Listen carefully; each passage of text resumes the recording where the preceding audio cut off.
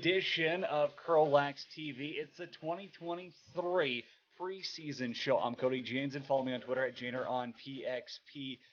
We're going to catch up with some coaches here. And before anyone freaks out, there's only three of them on the show this one. The fourth, well, Darren's kind of over in Czech Republic playing some lacrosse. So we gave him a free pass. We will catch up and grill him, pick his brain a little bit later on. But a huge thanks to everyone for having me this season as a part of CROW LAX TV, the Crude, the Rebels, the Outlaws, the Warriors. It's going to be a great season of Tier 1 lacrosse. I also got a conversation with Mohamed Joma, who's going to be a part of the broadcast this season. We've got a great crew. We've got a big announcement coming up after the interviews. You'll have to wait and get to it. But let's snap around, hear from the guys you really want to hear from. It's the coaches on the CROW LAX TV preseason show. CROW LAX TV preseason show, joined now by Beaumont Outlaws head coach Stu Sturparn. Stu, how's main camp going so far? Oh, it's been a lot of fun. We've had a great turnout so far. A lot of good kids really showing up, and a lot of talented kids with a ton of character. So we're all really excited around the Outlaws camp right now. So you mentioned excited. I kind of want to know what the mood is like on a day-to-day basis with the staff in the room, because it's a big year. You get to host the RMLL championship, the Larry Bishop. You know, that's a huge honor for a team, especially a team like Beaumont, who's somewhat of a newer franchise since taking over from Sherwood Park. Correct. I mean, we're anxiously waiting. We're looking forward to it as a group, and again, we've set that as one of our goals this year to represent really well at the provincial level and see where it takes us. But no, I mean, as a staff, we're collectively that's what we're setting our sights on. So it's again really exciting is the only word I've got for it, because, like I said, the whole group feels that way, and we're all really enthusiastic about it. So it's going to be good. What was that preseason weekend like in Fort Saskatchewan? Still a lot of feeling guys out and getting to know some of the guys that I'm not familiar with. And again, it's a true tryout process when it comes to that. We've been running our camp for almost a month and a bit now. So really trying to get a good, fair look at everybody and see what they bring to the table. But that was just a good weekend to see what they look like in game action and at a higher speed, right? Welcome to Junior B type of thing. So it's a big eye opener for some of those graduating midgets, but at the same time, I mean, I think they handled themselves very well, actually. I mean, they all seem to fit in and not look out of place. So it was a pleasant surprise for me, and I was expecting a little more of a learning curve out of our younger guys, but they're ready for junior, so that's good. Who stuck out to you player wise? I mean, we've got a strong leadership group of guys that have now been with the Outlaws for a while. I mean, Ben Hobday is obviously one of them. He's going to wear the captain this year. He's a big part of us. And Preston Stewart as well is another offensive guy that can really, get to the net. Taryn Hutchins as well as a great two-way player that has a great voice in the room. And again, I mean, Ty Cook is a big, strong defender. We've got a full list this year. I mean, last year I could pick on a couple of guys. This year it's going to be tough to figure out where our strength is coming from, because we're so much deeper. And like I said, that's sort of what every coach is looking for. It's definitely putting a smile on my face. So. You got a ton of young talent as well. Talk to me about some of these guys like Eric Tompkins, Grayson Maloney. You know, you got Jacob Goudreau, Justice Cutler. I got to see him affiliate last year. Talk to me about these young guys, because they're not just, passengers. They'll drive the bus. No, that's for sure. I mean, our GM, Jared Poole, did an amazing job with the draft this year, and he put us in a great position with all these kids. They're unbelievably talented, and they're good character kids. They've got great work ethic already, and then like I said, or like you said, they're drivers for some of their own shifts. So it's only going to help with again our depth and what kind of team that we can bring every night as far as consistency. Again, last year we'd have moments of brilliance and moments of buffoonery. And this year, I hope that we can eliminate that and we can just have good nights almost every night. I mean, but I hope to be in everyone this year and making a stride towards that provincial tournament at the end. What's your goaltending situation looking like? Well, I mean, unfortunately, we've had Connor Murray aged out. We traded him to the Crude at the end of last year, so he was our most senior guy. Behind him, we had Dex Miller, who's now moved on with the Army. So we've lost a couple of guys there. The guy I was hoping to fill the gap would be Brendan Roy.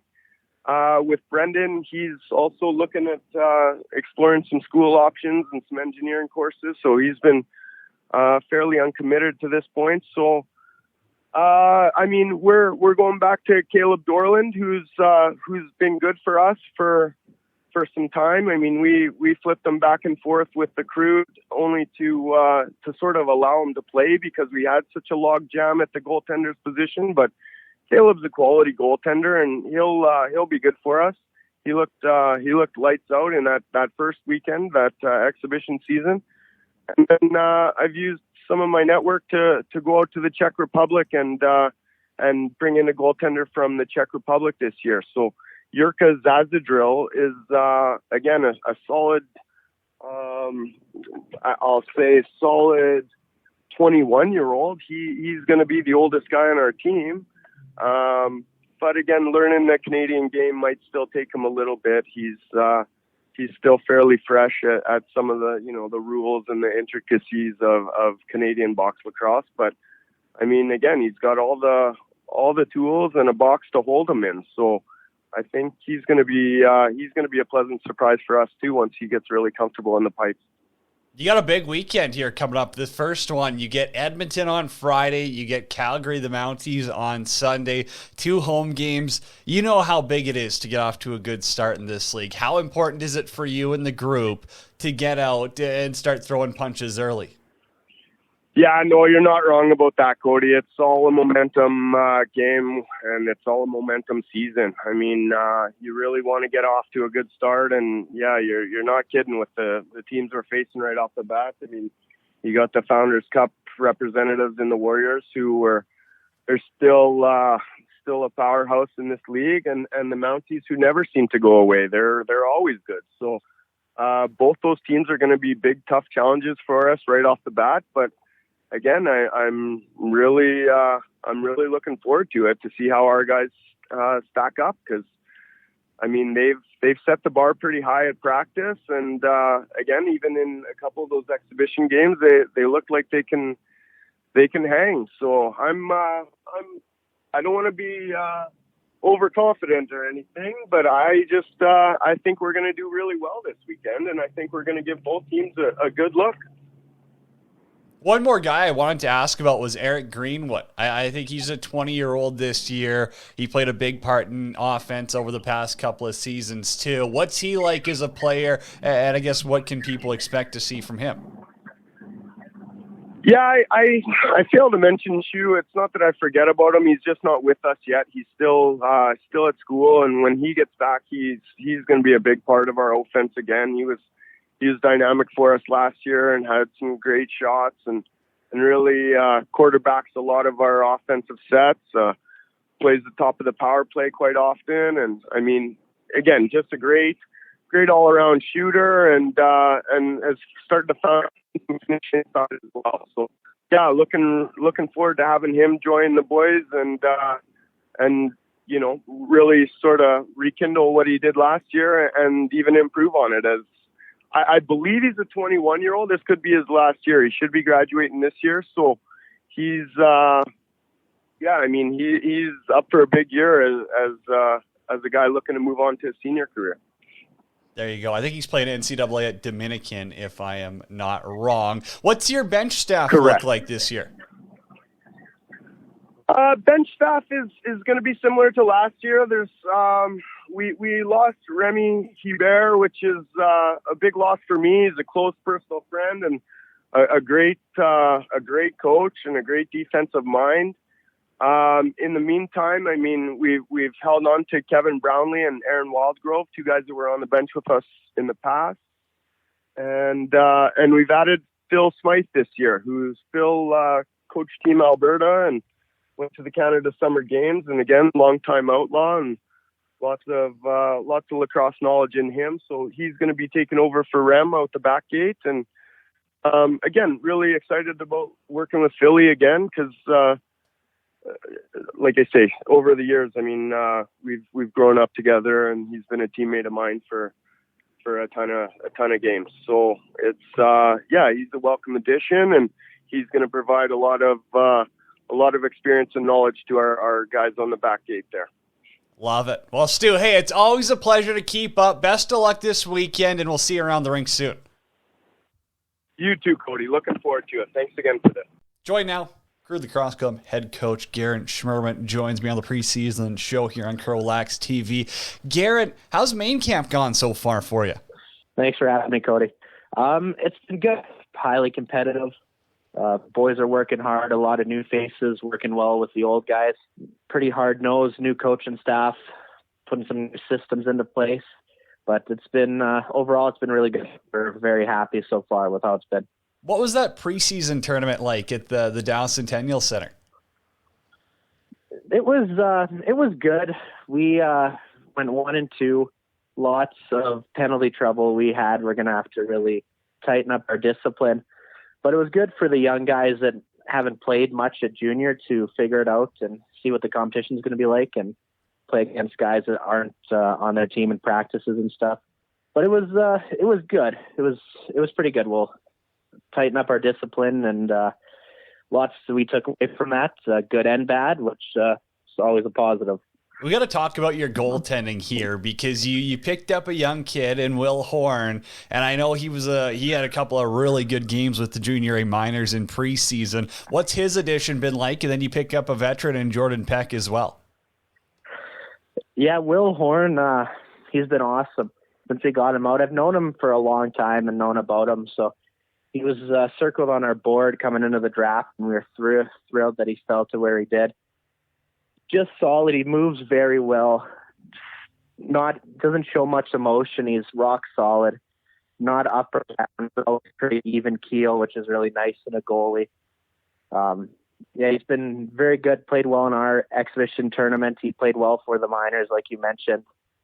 So he's been a great add. And then adding Jordan Peck, just a nice veteran to help solidify that.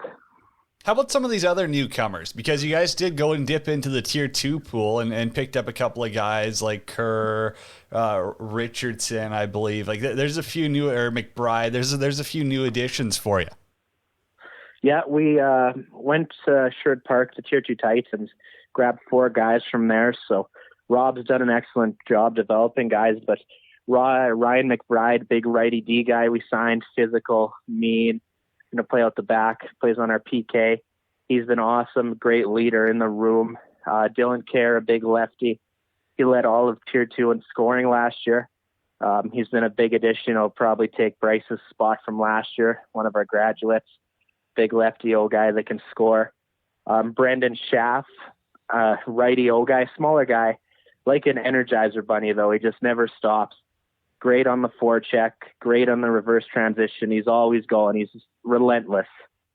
And then Chase Richardson, a big D guy, right-hander, 6'3", 200 pounds-ish. Really solid, good stick skills.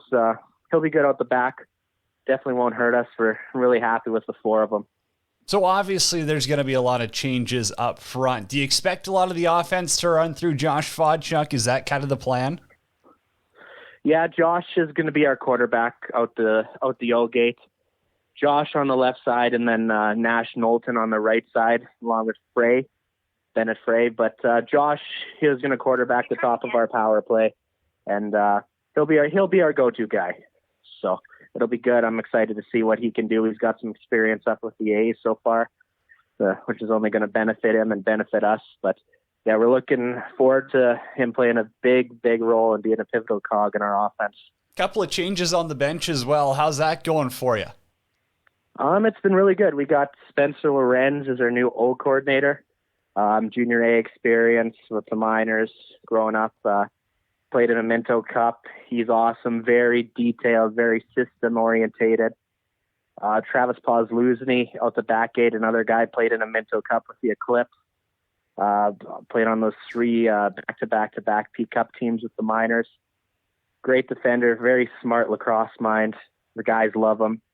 He's been awesome. And then Chris Anderson and Brett Sherman are both assistant coaches, helping where we need.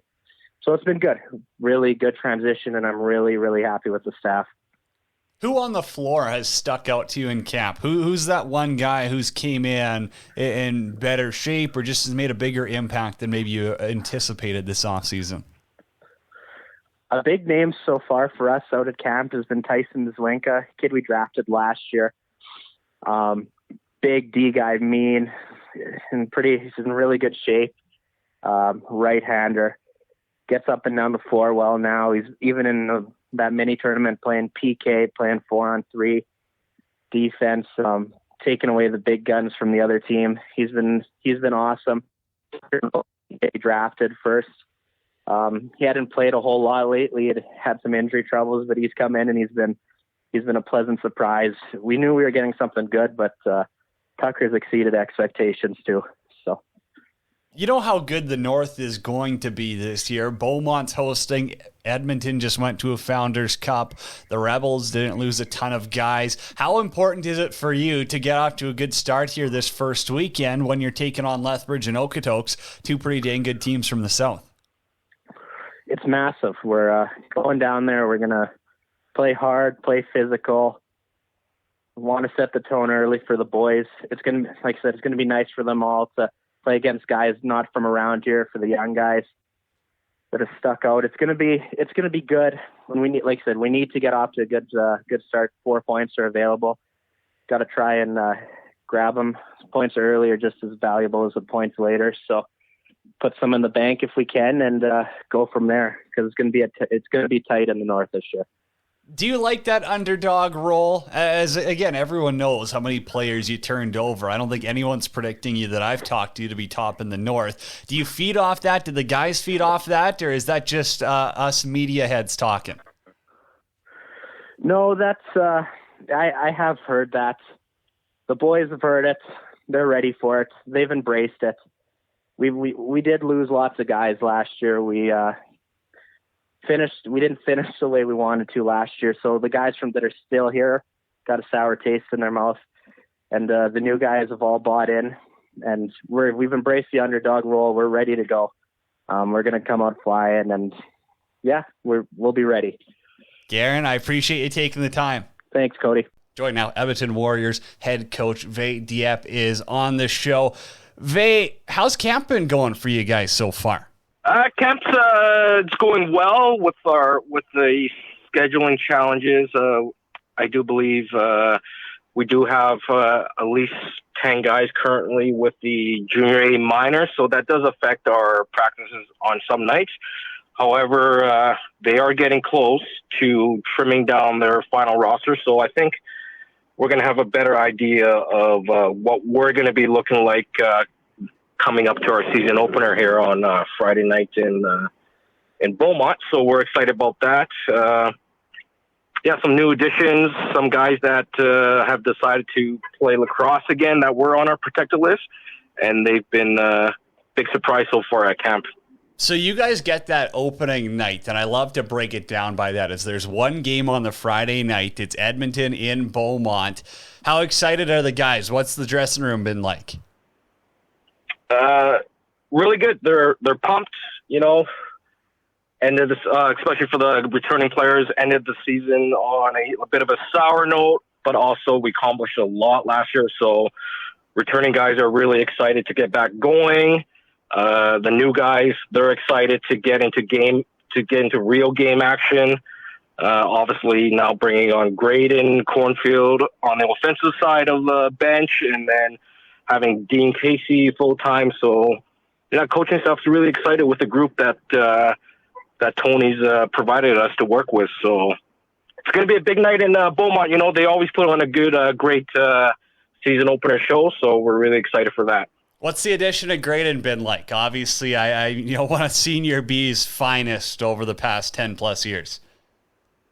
Yeah, he's slowly working himself and getting familiarized with the offensive group there.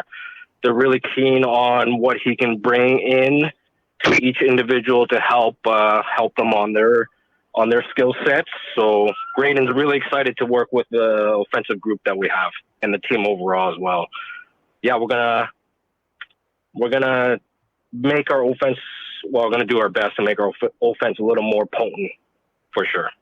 Talk to me about your approach to the season and how you're really taking things when, as you said, there was a lot of successes last year, but there still is that sour note that you ultimately didn't win a Founders Cup. Yeah, I think the approach is keep proceeding ahead with the mandate that me and Owen implemented last year with the group. And then adding some new stuff into it. One thing for sure is we do want to play a faster paced game because the end goal is to get these players ready for the junior A games. So expect to see a faster pace style of lacrosse from the Warriors this year for sure, and more physical as well. We've gone bigger and faster. The question everyone's going to ask is, how do you replace a 119-point guy in Joe Royer, pardon me? How do you replace someone like that? Can you get it done by committee, or is someone going to have to step up in a big way? It is going to have to be done by committee, but at the same time, I think there are few guys that can raise their point productions individually as well. So mainly we're going to focus on more offensive chances on the transition game and tighten up our power play. So it's essentially, in short, done by committee, and I believe there's going to be a couple guys that are going to have some breakout seasons as well. Tell me about Dane Menon, because everyone around the area here is talking about how he looks a little better this year. Is that what you're seeing on the floor, or what's going on? Yeah, no, those are all true assessments of Dane Menon. He's put on a couple LBs. Threw us off the first time we saw him this year when he grew his hair out, so that kind of threw us off there a little bit. But yeah, he's put on more lean muscle. He's quicker. He's more aggressive. When we drafted him, he didn't play his final U17 year, so it took him a year to adjust to the junior B game. But with him playing this past winter on 4-on-4 and running with the junior A minors, he certainly is going to be a force to be reckoned with on the defensive and transition side for us this year. One of the players I love watching whenever I'm calling your games, and every opponent will say he's a thorn in their side, is Brendan Onofrychuk. What's his impact like on the floor, in the room? Because from an outsider perspective, this just seems like the perfect player you want as a coach, but you get to deal with him firsthand. Yeah. Brendan, Arnold there, going to work on have him break out of his shell a little bit. He's a little bit quiet in the room and on the bench, but he's one of those guys that goes in and does his job. And don't be surprised if you see him more on the offensive side of the floor this year. There is he's improved his offensive side. So going back to the last question, he will fill some of those offensive points that Joe Royer have left vacant. Interesting. That's a breaking news here. Seems like a guy who could open up some space for some of your shooters as well, who may be back with the Warriors this year. On the back gate, though, you lose a couple of mainstays, Kai Bailey, Blair Boulreese. Who's going to step up and replace those? Who else have you liked so far at main camp this year? Whew. Prior to Brody Stashnik sustaining a hand injury in that exhibition series over the Easter weekend, so his premiere to the circuit will be delayed a little bit. I think Coleman Carey is going to be a big surprise for everybody to be watching out for. Newly signed free agent Jacob Chalman just waiting on the word if he makes that A roster or not. But if he does come back, he will be a big addition on the back end. In our other mainstays in the back end there for us.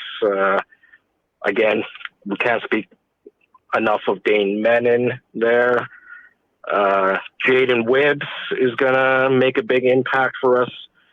Kyler Andrews, another year under our system. He's going to be a big impact as well.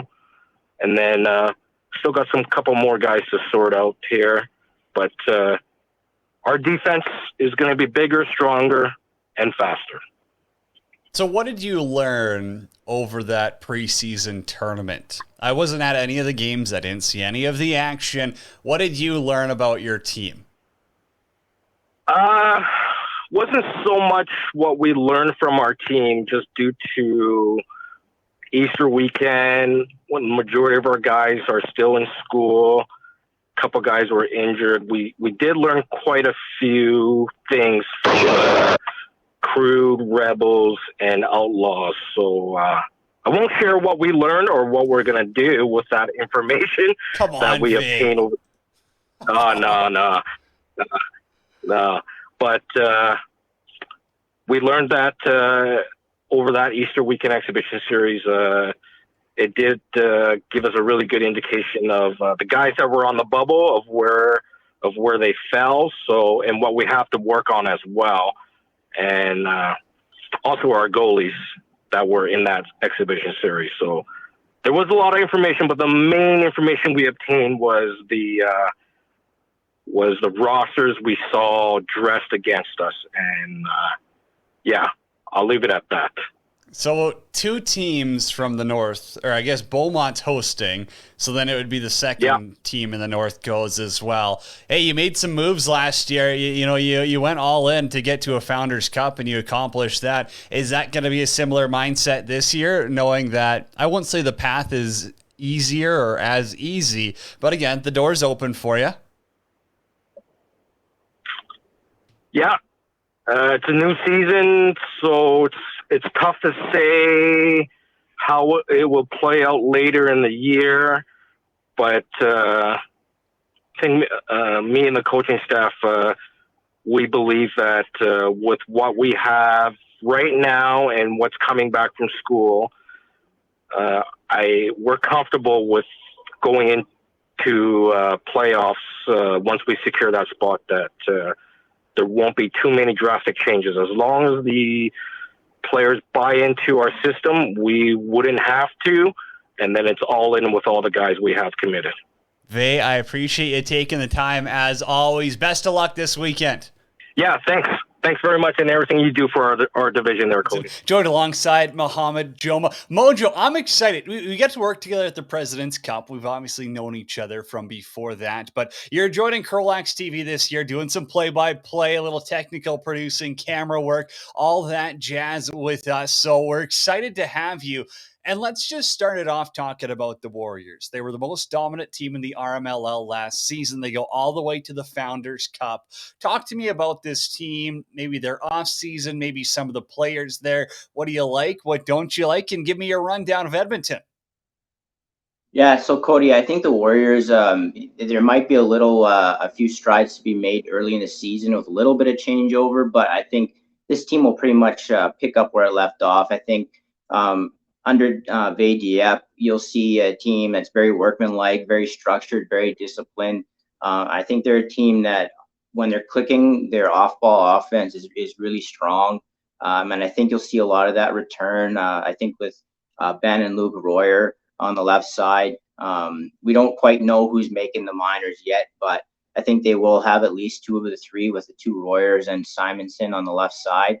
And then they draft Liam Elliott as well on the right side, a guy who I coached last year in midget, a kid with a great outside shot and a good understanding of the game, really smart kid.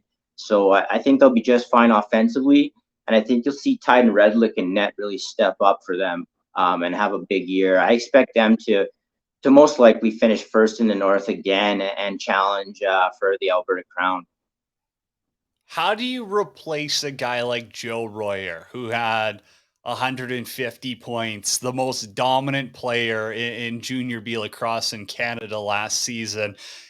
Can you get it done by committee, or does someone have to really take that next step to, maybe a superstar level, I'd say? Yeah, I think the Warriors, they're in a good position in that sense because I think they have so many guys that can contribute offensively. You also look, I mean, they had Dewart come down from the minors last year, and they've got Graham Dickin on their right side. So I think production wise, I don't think it's going to be that big of a deal for them. But I think maybe where you'll start to see it a little bit more is maybe in really tight games. I mean, Joe had the ball so much, and I think there's a lot of guys that probably got used to being able to rely on him in those bigger moments. And he's a guy that sees the biggest thing with him is he sees the floor so well. He distributes the ball, so he makes other guys around him better. So I think if you just look at it on paper, they might. I think it wouldn't shock me at all if they produce as much as they did last year. But I think maybe in the tighter games, when it comes down to it, especially come playoff time, I think that's might be where he's missed the most. Well, I would agree too, and I think that Vea is one of the best coaches in the league. Where I saw them have that advantage last season in some very meaningful games and moments came at the dot. Brendan on a fry check. Again, he's a guy who can take face-offs. He's strong. He can cause turnovers. I thought he was massive for them at moments last year when other teams started to go on runs. You've seen enough of him too. How dominant is he, and where does he rank among some of the most valuable players in the North? It's funny that you bring him up because he's a kid that came up in the Warriors organization. A kid I coached a little bit growing up, and he's like a Swiss Army knife. He's so multifaceted, right?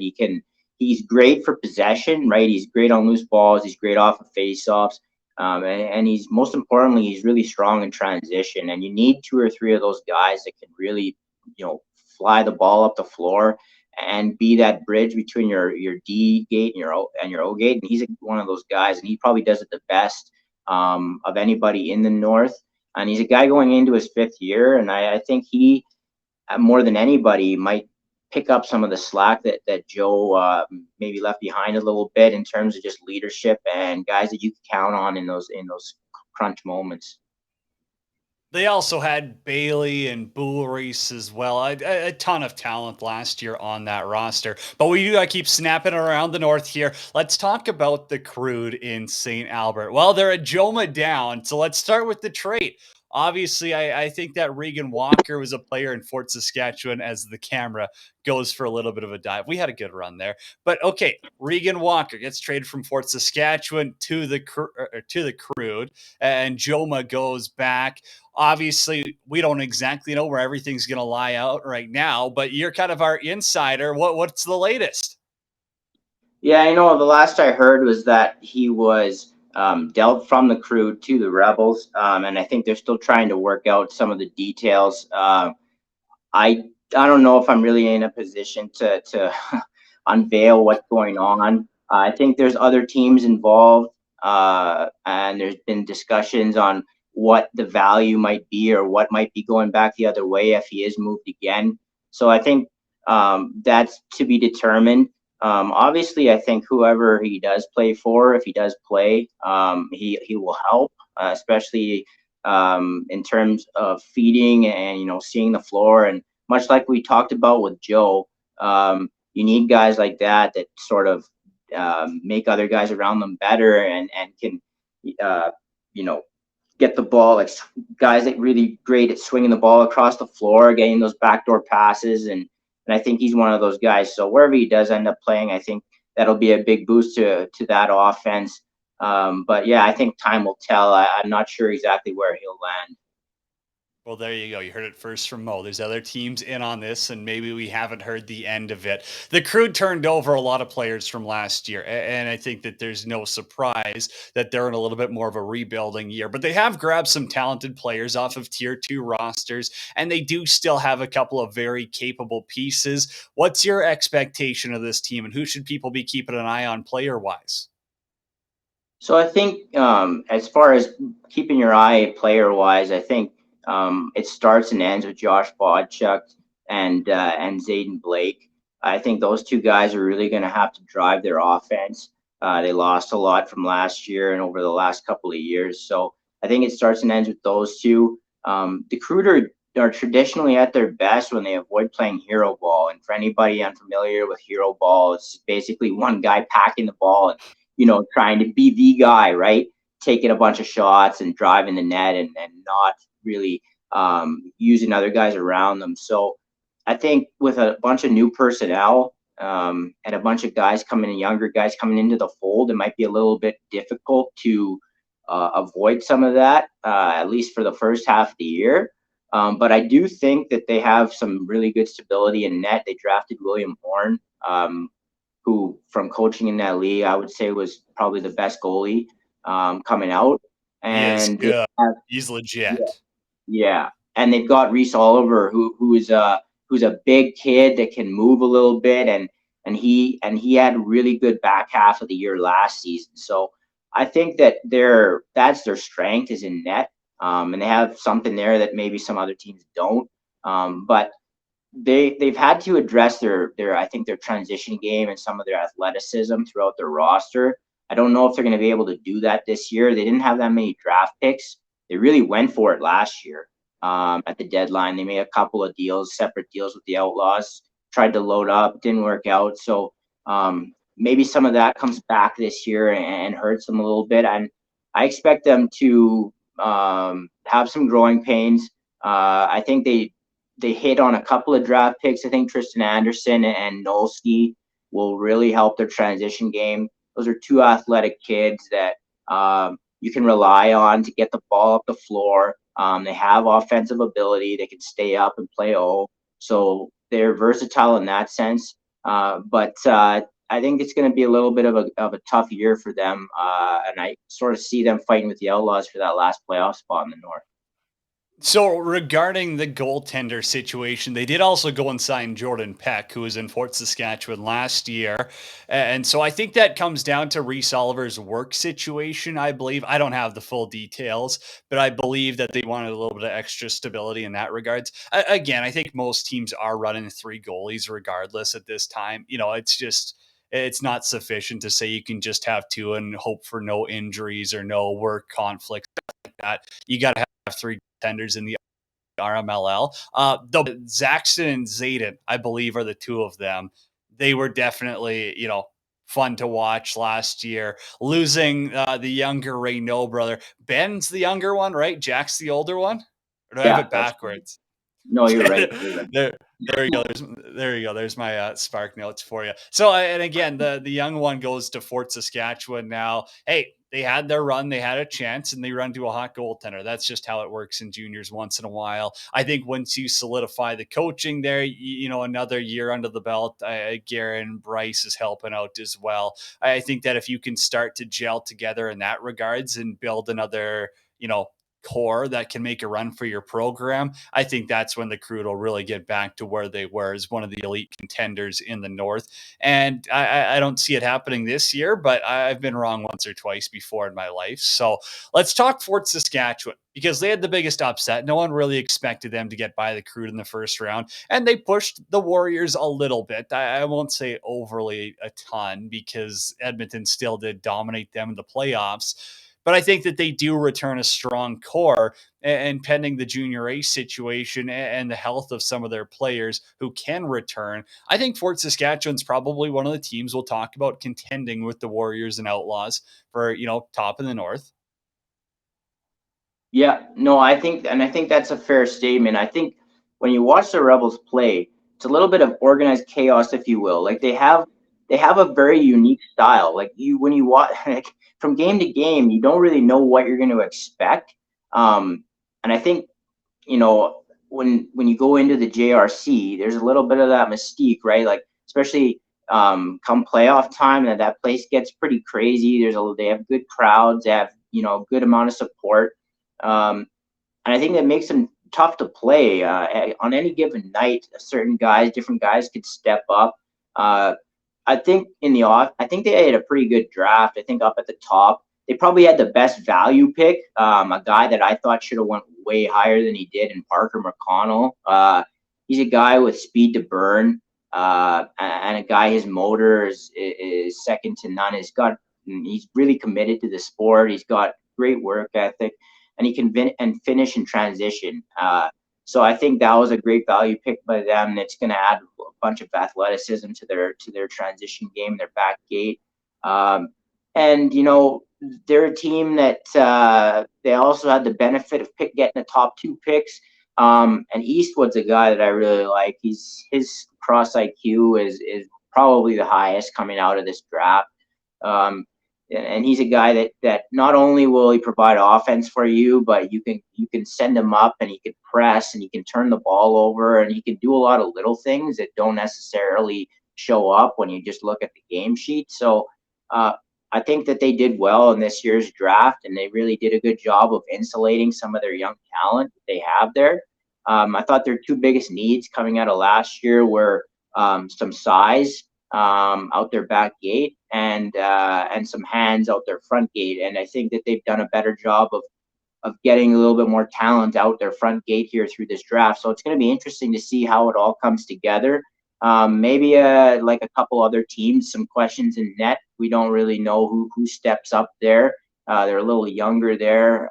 So I guess time will tell, but I expect the Rebels to probably slide in behind the Warriors in the North and be a solid playoff team. Like, I don't know overall. I haven't done enough looking in and research into the South and the Central and things like that, but I'd imagine that they'd probably be a borderline top 5 team in the Junior B Loop this year.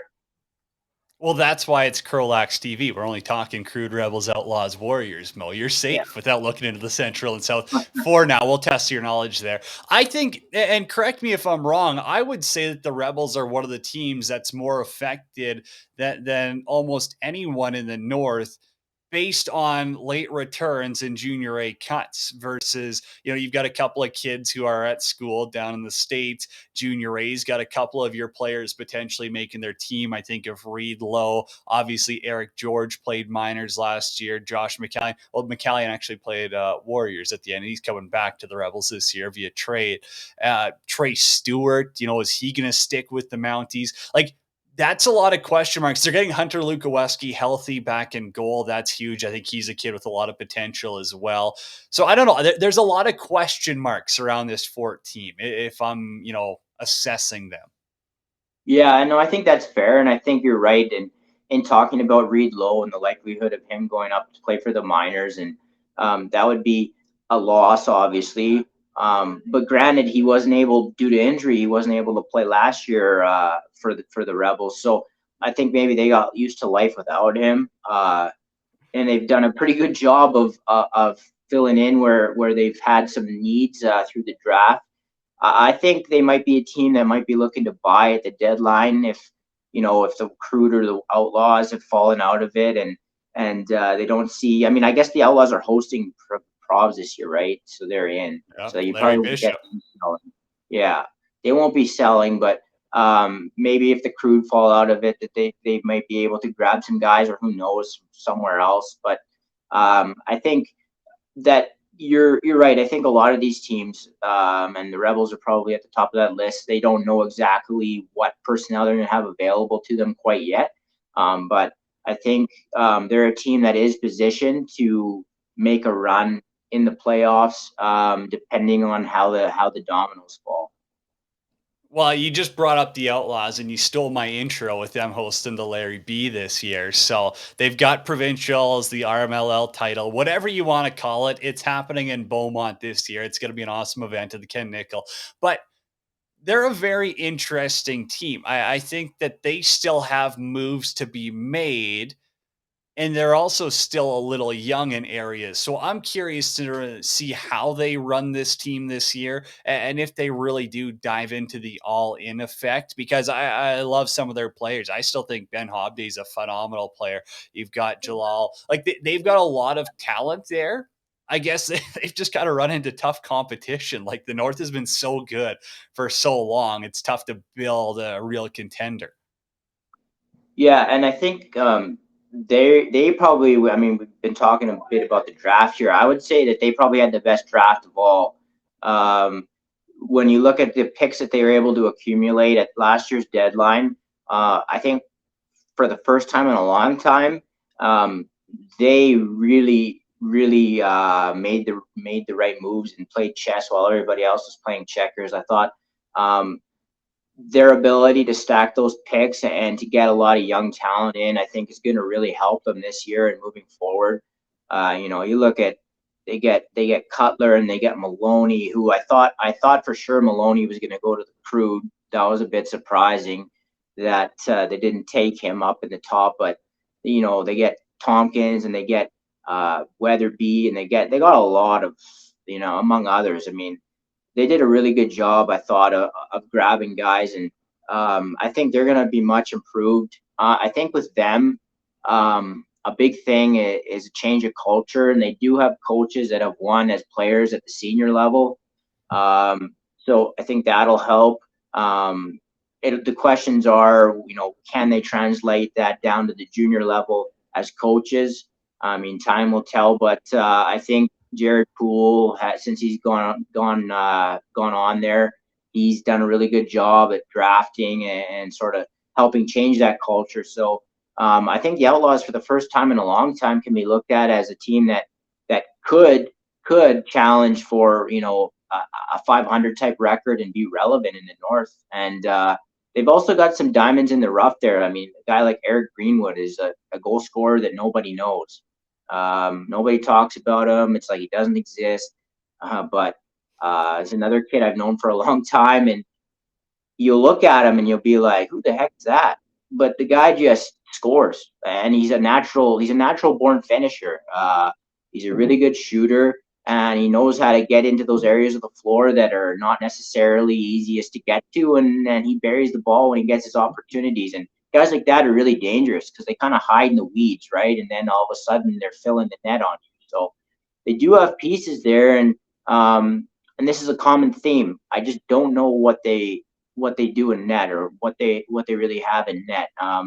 And I mean, we've talked about all four teams so far, and that's been something we've come back to. The Crude probably are in the best position that way, and then the Warriors obviously with Redlick. But what do the Outlaws do in net? That's going to be really interesting to me. They can get stability in net, and some of the younger players sort of come up to bat when they really need them. They could be pretty competitive this year. Well, again, they did run with four guys between the pipes last year: Roy, Murray, Miller, and Dorland. You mentioned Eric Greenwood. That's a good one because he had 40 plus points in a dozen or so games last year. Same with Preston Stewart. I won't say similar players, but similar in their impact on the game. I think Stewart was a little less points wise, but I'm curious to see if they're going to take that next step, if they're going to become 70, 80 point guys, because that would be that next level that Beaumont needs. Yes, you're probably going to need to solidify a number one goaltender. They probably will want to add a couple of veterans that maybe solidify the back end a little bit more come playoff time. But you still need someone to score. You can't be winning 6-5 ball games too often in tier one.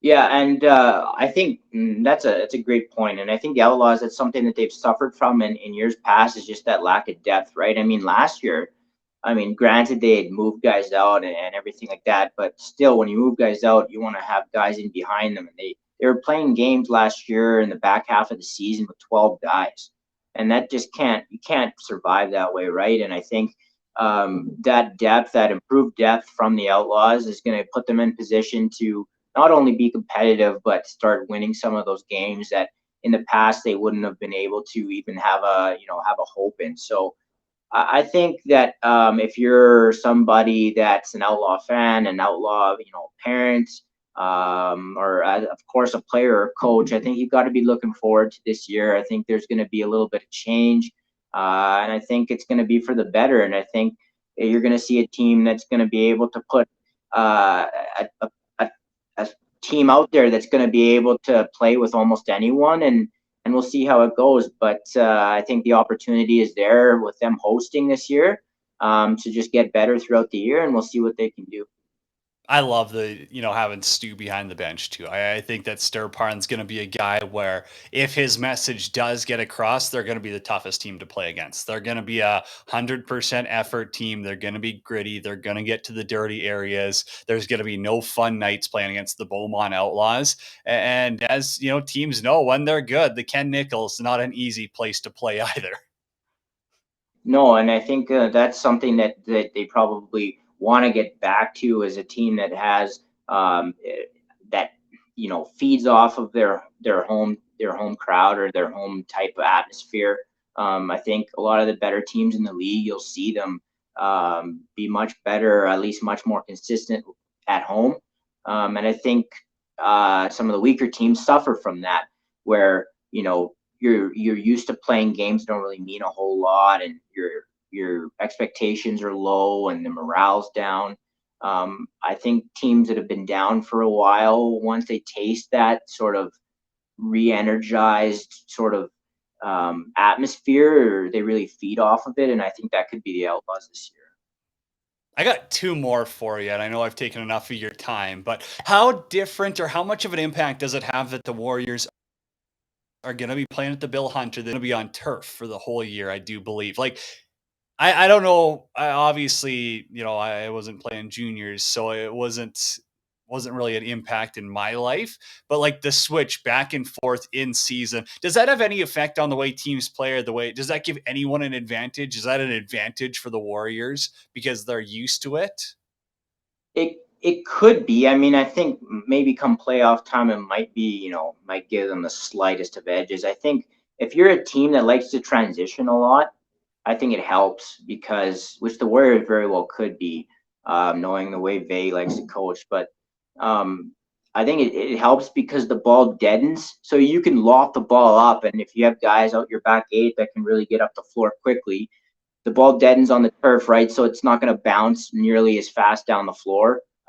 So you don't necessarily even have to throw a pass and have it be airborne, right? You can have it, go and die on the turf, and the guy can run and pick it up and continue on, right?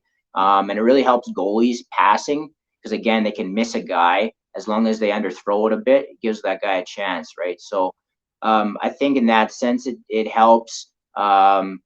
Maybe on one negative it might have is loose balls are a lot different just picking them up, right? I mean, on turf, you got more traction. When you suddenly go on to cement, it's a little bit more difficult.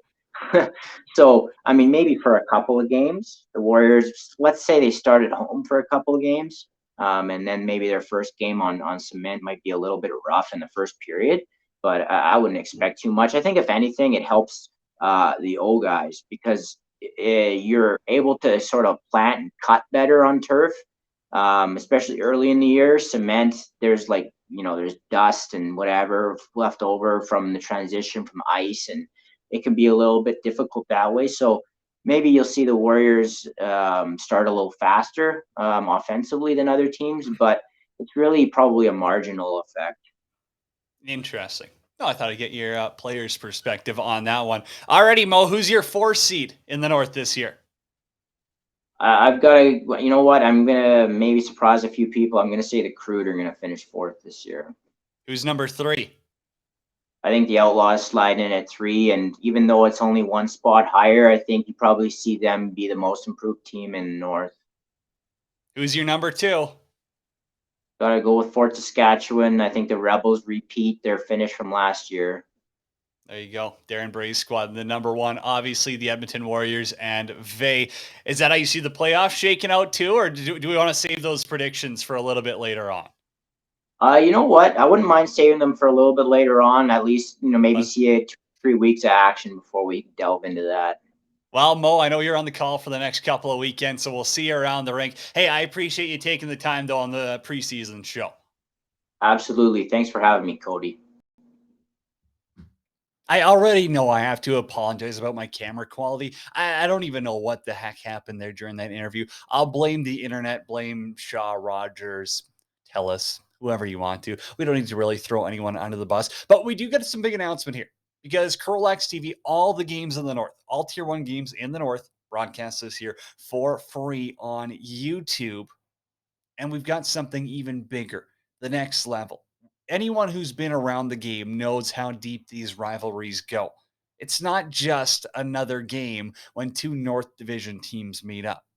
No, it's an instant classic most of the time. So we're going to drop the CROW Classic games this season as the schedule is going to pop up on screen here. I hope the producer will throw it up at least so you can see it and get a visual, but it will be an absolute blast. And for these games, broadcast-wise as well, we're going to take things to the next level. We're going to bring in that color commentator, maybe another camera angle, maybe some other special interviews that will drop on these shows. So the 2023 CROW Classics coming to you live this season in the Rocky Mountain Lacrosse League. All right, that's the preseason show on CROW LAX TV. Real games start this weekend. Don't forget the Junior Bees podcast is back this year as well with yours truly. If you're not sick of myself, that's where you can find me. I'm on Twitter as well at Janner on PXP. Everyone, enjoy the season. It's going to be a great one.